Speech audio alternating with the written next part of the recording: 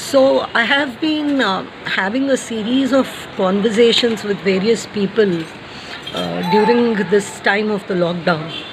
And the reason for that is because people seem to feel isolated, and there seems to be growing anxiety and overall restlessness.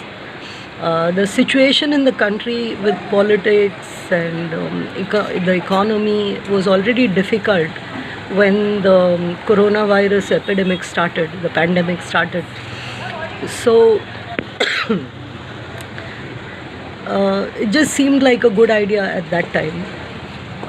Coincidentally, just before the pandemic, my relationship with my partner of 6 years ended, and I believed him to be a narcissist, which I still do.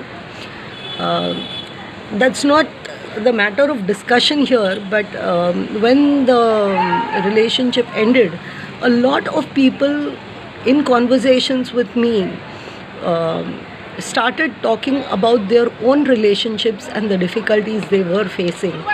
And a lot of interesting conversations resulted because of this.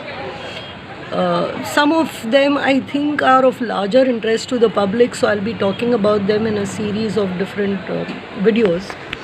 The first of which is today, where I'm going to be talking about emotional abuse in relationships. This apparently is something that's increasing because of the pandemic, because people are now locked in with each other 24 hours a day, and where earlier you used to have space where you can just sort of walk out of the home and take a walk, or part of the day you spend at work, so you have some relief from spending time together constantly. That no longer is an option now, and this has resulted in a lot of people feeling very pressured, very helpless to address the difficulties in their relationships.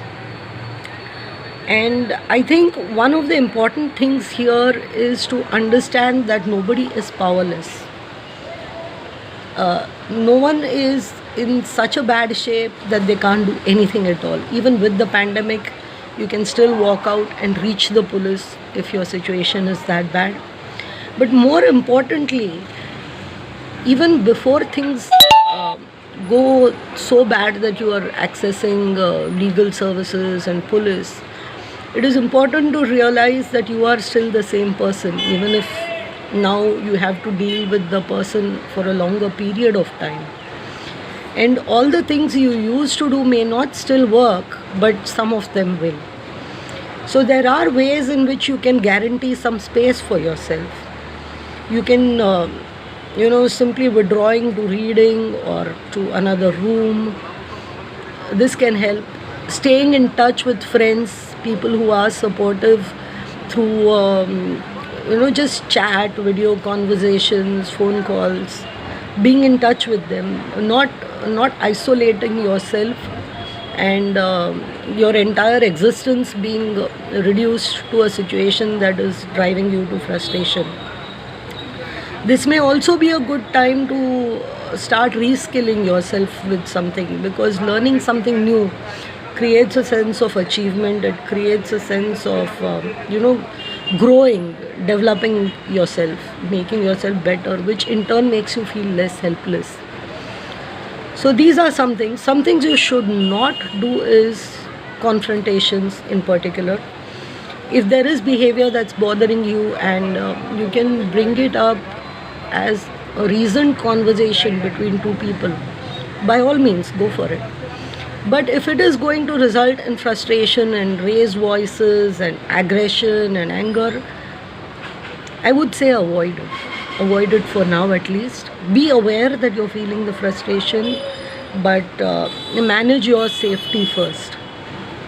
This is not a good time to be triggering confrontations, because one thing, you don't have a way to diffuse it easily. You cannot leave the place, and even changing subjects is of very limited utility when you are cooped up with someone, because as long as that issue is festering between the two of you, and the two of you are around each other all the time, it is going to keep coming up. And the more you escalate the matter, the more conflict it is going to result in. And regardless of whether the matter gets solved or not, once you are in a position where you have more and more and more conflict and you cannot escape it, it's going to result in stress for you on a daily basis. So this is not a good time for that. I think it would be better if you can wait a while. Lockdown, I think, is going to end one way or the other very soon. And to at least reach a position where either one of you or both of you are spending at least part of the time away from the home, away from the shared situation, and both of you have a way to diffuse, to calm down, and to re-engage with each other with fresh perspective. Also, this is actually a good time to possibly seek therapy.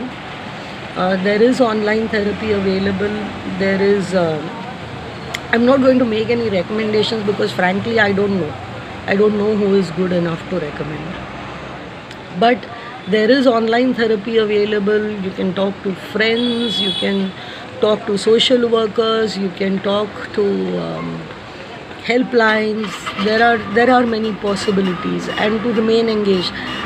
While I believe social media is incredibly toxic, I think this is a good time to just be there on social media and just to have the nukkad type conversations where you can simply converse with people, get an idea of where others are at, what's going on with the world, so that you don't feel as limited in your situation.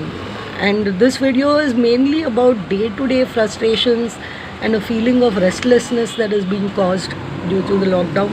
It is not intended to address serious issues where you are in danger. If you feel you are in danger, please right now walk out. Go stay at a friend's place, go stay at a relative's place, go park yourself at a police station, whatever it takes. So this is not about that. This is more about enduring in a situation that is made more difficult due to prolonged contact. Thank you.